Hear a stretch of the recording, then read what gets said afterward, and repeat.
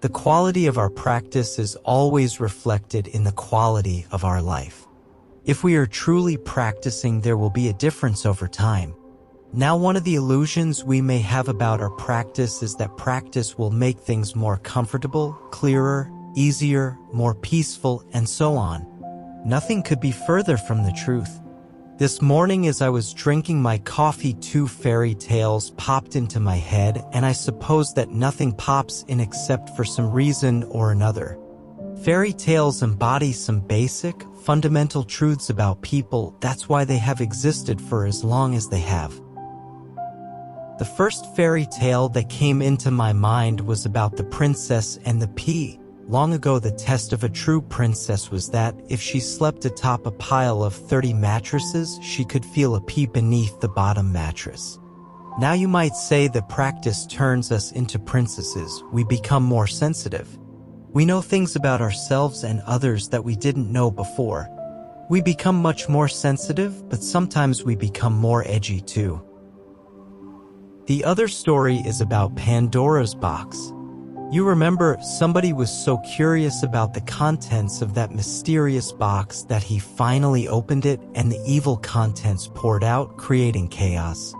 Practice is often like that for us. It opens Pandora's box. All of us feel we are separate from life. We feel as if we have a wall around us. The wall may not be very visible, it may even be invisible, but the wall is there. As long as we feel separate from life, we feel the presence of a wall. An enlightened person wouldn't have a wall, but I've never met someone who I felt was completely free of one. Still, with practice, that wall keeps getting thinner and more transparent. That wall has been keeping us out of touch. We may be anxious, we may have disturbing thoughts, but our wall keeps us unaware of that. But as we practice, and many of you know this very well, this wall begins to have holes in it.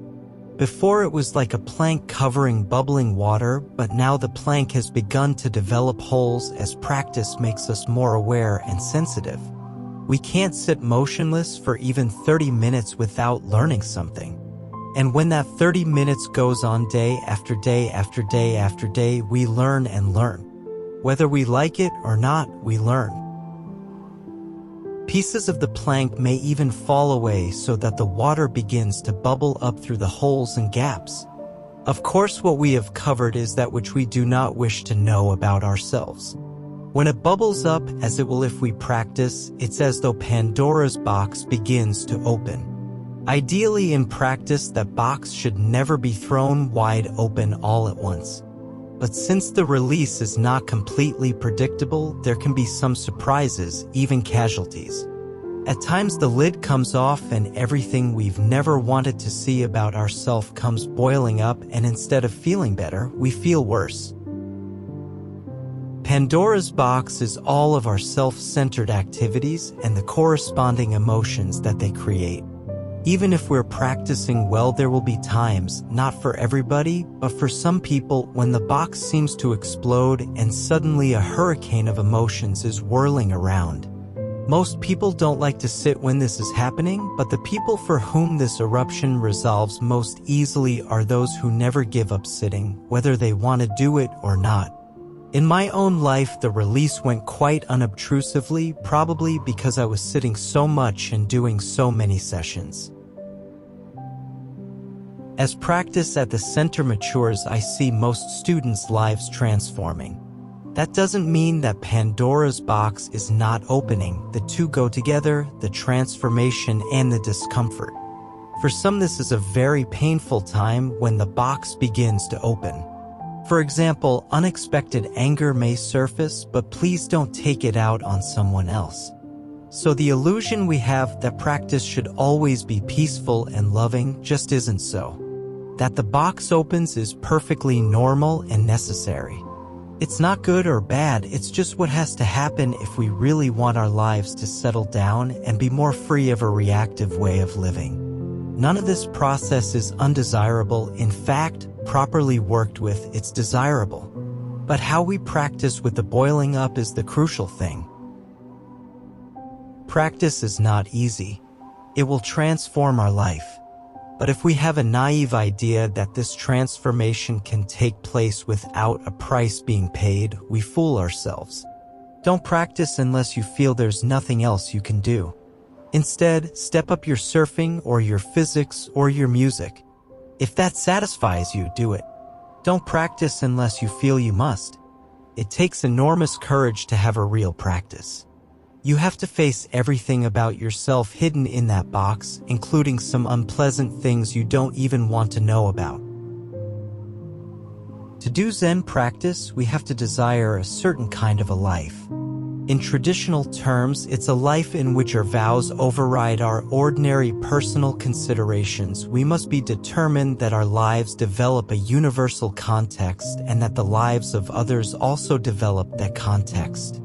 If we're at a stage in our lives and it's not good or bad, it's just a stage in which the only thing that matters to us is how we feel and what we want, then practice will be too difficult.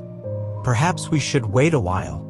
As a teacher, I can facilitate practice and of course encourage a person's effort, but I can't give anyone that initial determination, and it has to be there for practice to take hold.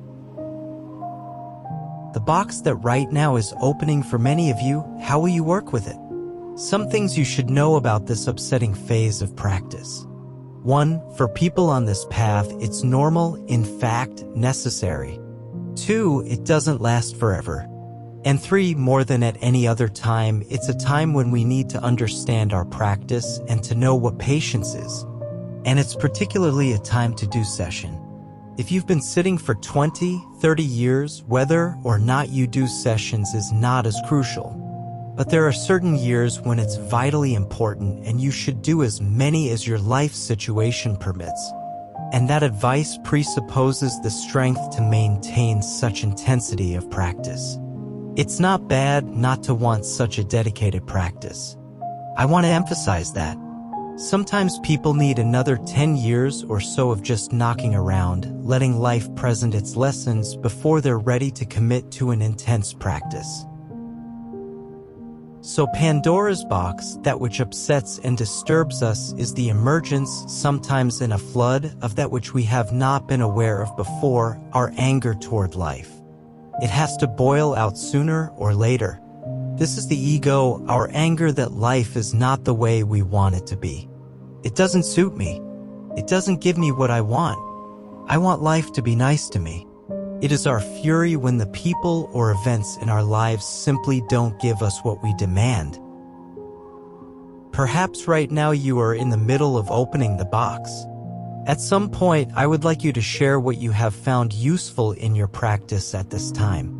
A student, in some ways, can be more useful to others than a person like myself, who can hardly remember this stage. I understand the conflict pretty well, but the actual memory of how difficult it can be is fading. That's one of the great things about a sangha. It's a group of people who have a mutual framework for practice. In the sangha, we can be honest. We don't have to hide or cover our struggles. The most painful thing is to think that there's something wrong with me and that nobody else is having the trouble I am. That's not true, of course.